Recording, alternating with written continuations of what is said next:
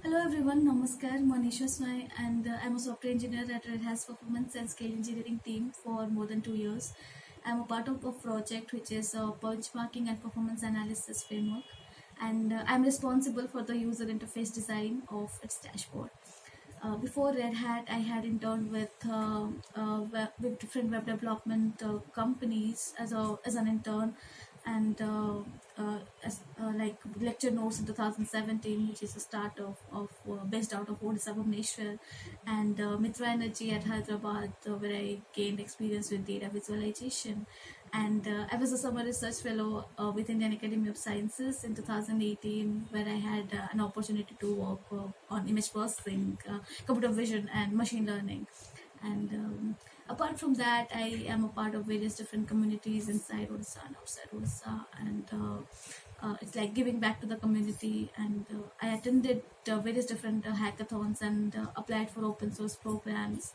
And I'm trying to share my knowledge with other people nowadays by participating in various conferences. So yeah, that's about me. Talking about the challenges I faced as an Odia person in tech, I think I didn't face anything just because of being an Odia. It's more like a blocker for everyone, I guess.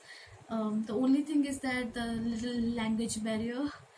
People used to ask me how I speak Hindi so well, being an Odia when I was at Delhi, and I was like everyone does, right? Uh, but yeah, I do agree that there are a lot of people who prefer to learn a technology or about some stuff in their native language, which is for us Odia, and that's fair enough, right? Like I feel like there isn't much content out there in Odia as much as we get in Hindi or English, and so we definitely need to work on that and help our people out there by creating learning resources in our Odia community and promote them among them, and share it across between us. And I guess that should start from school itself. Like my whole career has been from state board. I'm from Odia board, and when we were at school, we had almost zero computer knowledge until I joined college. I didn't even know there was something called programming language, which is like a big blocker. We need to make sure that our current generation is more aware of these technologies so that they can take it forward, right? And honestly, this blocker compelled me not to choose computer science, and I'm an instrumentation and electronics engineer. And it took a lot of efforts to gain the basics of computers without proper mentorship.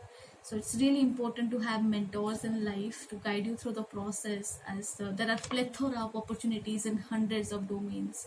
So do try to find a person who will you think can guide you as a mentor, and connect with them, be it LinkedIn, be it through mail, be it through Facebook, anywhere, right?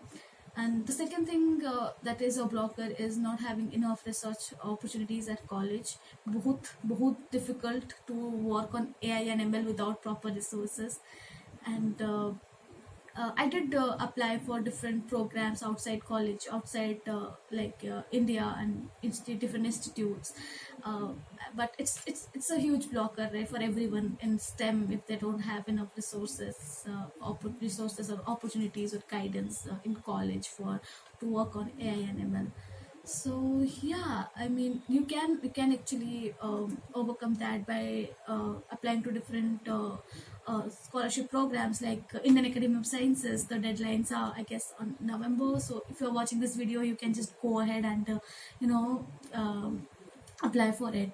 Then there are a lot of research fellowship offered by different universities worldwide. So you can also collaborate and get mentorship from professors from NITs or IITs. The best way to connect with them is via LinkedIn, which is an amazing place for professionals. And you can also apply for different research labs like DRDO, BARC, or even CERN for that matter. They do have a program for Indian students. So just apply for them, and that should help you with this blocker of not having resources. So, talking about gender inequality in engineering colleges, I guess that's more of a mentality of individual people who makes up a society. And we think that women can perform better jobs in communication, consulting, and marketing. Basically, when it involves face and not tech and not logic. and it's a mentality that females can't stay back late night for projects and for jobs, so that they can't be efficient enough, they can't be productive enough. And it's like females are more suitable for safe jobs like government jobs or lectureship or teachership. So we need to overcome these mentality barrier. I guess it's followed as blindly as a tradition, so we need to break that chain and think beyond it logically. That should help overcome it. And as a as per personal level, I would say that if you are facing any gender parity like that, take charge, take not trust your instincts, trust your work and take charge, show up and get involved in tech communities and inspire other female to follow you, right? Make a community. It's always like, better to be with like bunch of people and help each other grow and back each other instead of being alone.